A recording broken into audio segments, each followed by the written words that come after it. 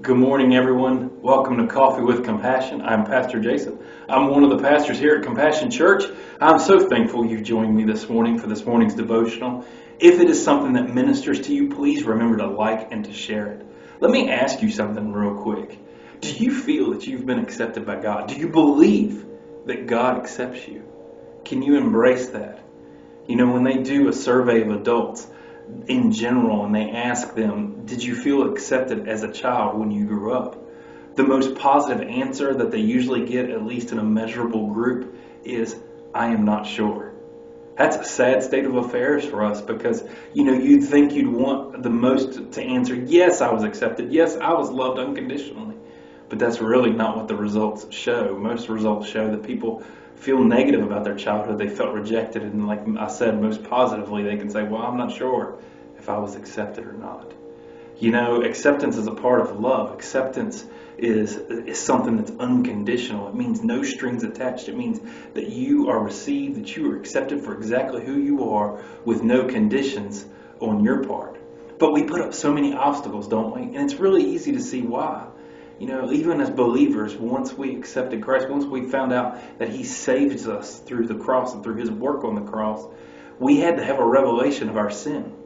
And that revelation of sin makes us realize that there was a gap between us and God. And sometimes that struggle can make us wonder, why would He ever accept us? So we create defense mechanisms, or we create obstacles as to why He would accept us. We say, some of us, maybe we feel rejected. Maybe we felt rejected all through our childhood and growing up. And so it's just become a way of life for us. Or maybe we struggle with our past. Maybe we struggle with our past being so horrible that we wonder, how could God possibly forgive me because of my terrible past? Or maybe we like to put on what I call our religious top hat.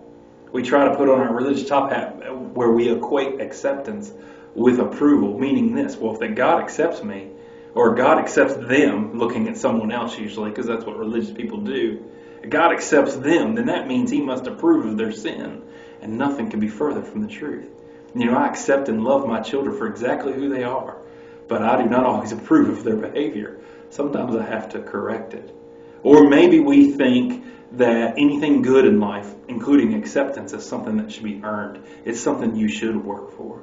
But look at what Paul writes about our acceptance. He says in 2 Corinthians 5:21, "For God made Christ, who never sinned, to be the offering for our sin, so that we could be made right with God through Christ." You see, when God accepts us He accepts us through the work of Christ. He took the old sin person, the old sin you, and He replaced it with righteous Jesus.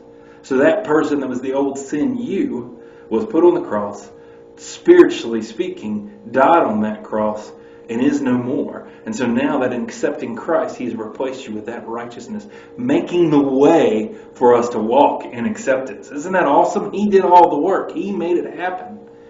So when He loves you, when we say He loves you right where you're at, it doesn't mean He wants you to change so He can love you. Change comes because He loves you. You see, we don't have to change to impress Him. We don't have to change to make it happen. But when change comes about, it's because He loves us and He's trying to transform us into a righteous way of walking, into a righteous life. So all these objections are gone.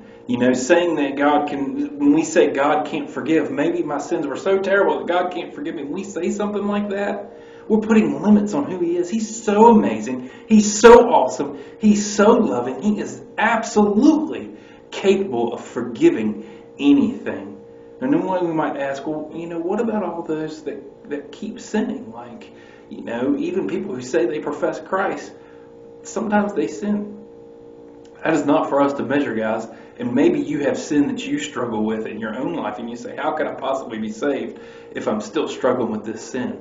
You got to let God be the one to defeat it. God is the one that defeats the sin, not you. It didn't happen before you were saved. It's not going to happen after you were saved. You have to look to Him. I guarantee you, if you struggle with sin in your life, you're probably struggling with your time with God, because it's Him that works through us. It's He that works in that transformation, works in that change. As a matter of fact, Paul in Philippians 2:13 puts it this way. He says, "For God is working in you, giving you the desire and the power to do what pleases Him." You see, our last objection was about working salvation of our own material.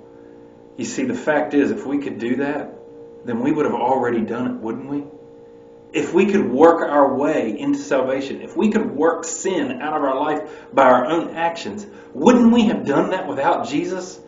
But we didn't. Why? Because it's not a work that's born of us.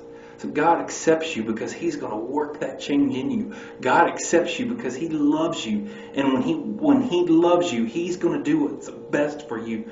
And that is also about bringing freedom from sin and working that freedom into your life. Realize that His great love means He loves you right where you are, and that He wants to work in you what is good for you, as anyone who's ever loved a child wants to do.